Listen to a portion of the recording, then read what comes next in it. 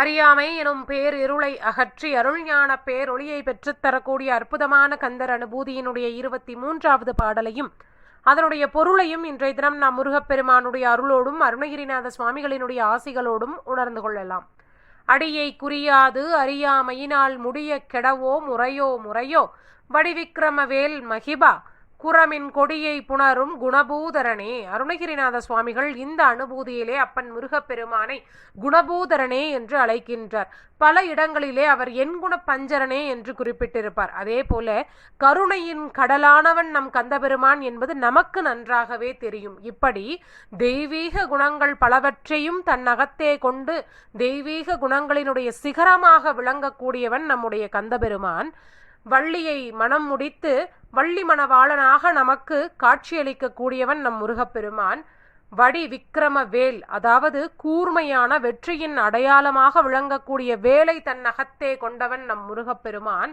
அப்படிப்பட்ட நம் முருகப்பெருமானுடைய திருவடிகள் அருள் ஞானம் என்கின்ற அந்த 2 திருவடிகளையும் நாம் தொழவில்லை என்றால் அது நம்முடைய அறியாமையின் காரணமாகத்தான். அந்த அறியாமை என்கின்ற இருளை என்னிடத்தில் இருந்து அகற்றி உன்னுடைய அந்த அருள் மற்றும் ஞானம் ஆகிய அந்த 2 திருவடிகளையும் தொழுவதற்கான அருள் பாக்கியத்தை நீ எனக்கு தர வேண்டும். இல்லையென்றால் நான் அறியாமையிலேயே உழன்று மடிந்து விடுவேன். இது தகுமா முருகா என்று முருகப்பெருமானிடத்திலே அருளை கேட்பதாக அமைந்த அற்புதமான கந்தர் அனுபூதி.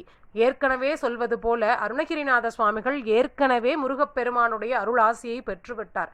இருப்பினும் உன்னுடைய 2 திருவடிகளையும் தொழுவதற்கான அந்த அருளை எனக்கு கொடு என்று அவர் கேட்கின்றார் என்றால் அடியார்களாக நாம் ஒவ்வொருவரும் ஆக வேண்டும் என்பதற்காகவே முருகப்பெருமானிடத்தில் நாம் இந்த அனுபூதியை பாராயணம் செய்து முருகப்பெருமானுடைய திருவடிகளை தொழுவதற்கான அருள் பாக்கியத்தை பெற்றுக்கொள்வதற்காக இந்த அனுபூதியை நமக்காக அருணகிரிநாத சுவாமிகள் இயற்றி நமக்கு தந்துள்ளார். இவ்வளவு அற்புதமான இந்த கந்தர் அனுபூதியை நாம் தினம்தோறும் பாராயணம் செய்து முருகப்பெருமானுடைய திருவடிகளை தொழுவதற்கான அந்த அருள் பாக்கியத்தை பெறுவோம். வெற்றிவேல் முருகனுக்கு அரகரோகரா.